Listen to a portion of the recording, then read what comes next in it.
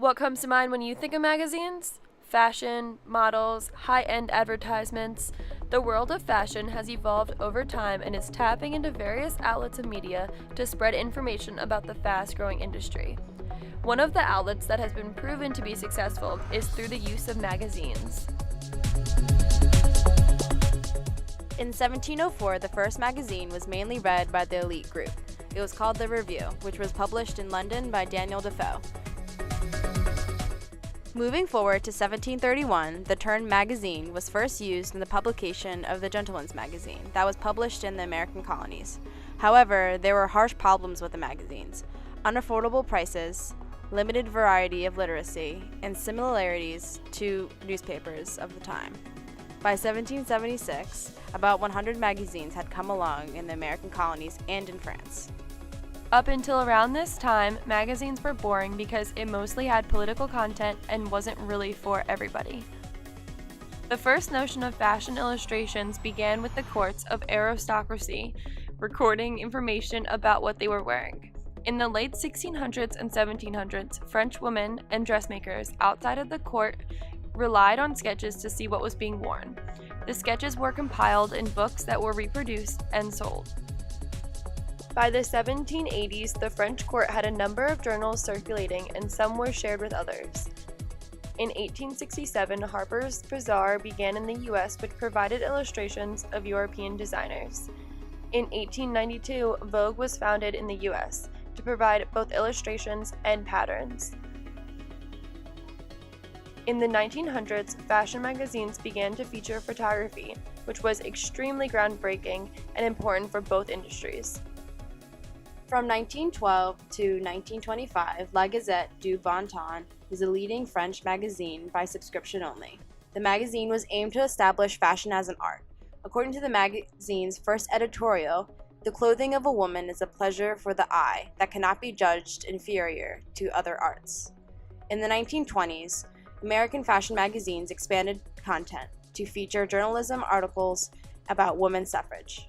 In 1922, French designer Paul Perret wrote that Vogue is today one of the best methods of communication with a distinguished clientele on Vogue's 30th anniversary. In the 1930s, GQ and Esquire began covering men's fashion. In the 1940s, American fashion magazines featured articles about working women's fashion. In the 1960s, enhancements in color printing reduced costs and improved both quality and quantity of magazines that were available. In the 1970s, there was an increase in the advertising load to include accessories and perfumes. In the 1980s, fashion media such as cable television began to compete with magazines. On year 2000, many online fashion sites are launched.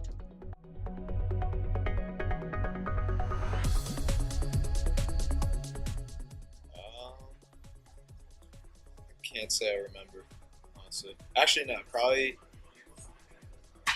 last week I read a Sports Illustrated magazine. Can't remember, probably a couple months ago. Oh, it's been a while. Maybe a month.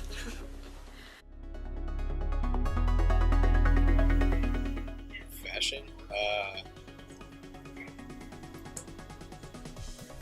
Is Vogue? Is that one? Can't say I can. I really like Vogue and Cosmopolitan, obviously, for multiple different reasons other than just fashion.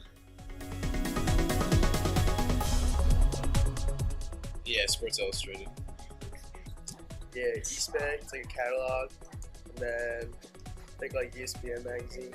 Vogue and People magazine.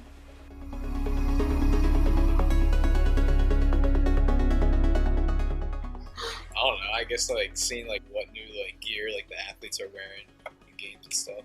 See like what famous people are wearing. I like to think that Vogue is like probably the queen of fashion magazines. So when new seasons come along, I like to look at like what's going to be in style and what's not.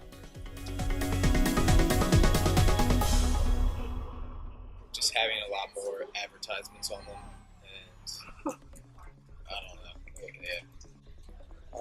Probably a lot less of them with like technology and like websites and stuff. Non-existent. I can see, if anything, everything being on the internet to begin with. Elle, Glamour, and Vogue are popular fashion magazines today. You most commonly see magazines in the grocery store, nail and hair salons, and pretty much anywhere someone will be waiting or sitting for more than 5 minutes. And that includes bathrooms at home. Magazine owners either buy them from the checkout section or they might have a subscription. Even though not everyone can afford the items on the magazines, the fashion magazines itself are available for everyone to access online or in print.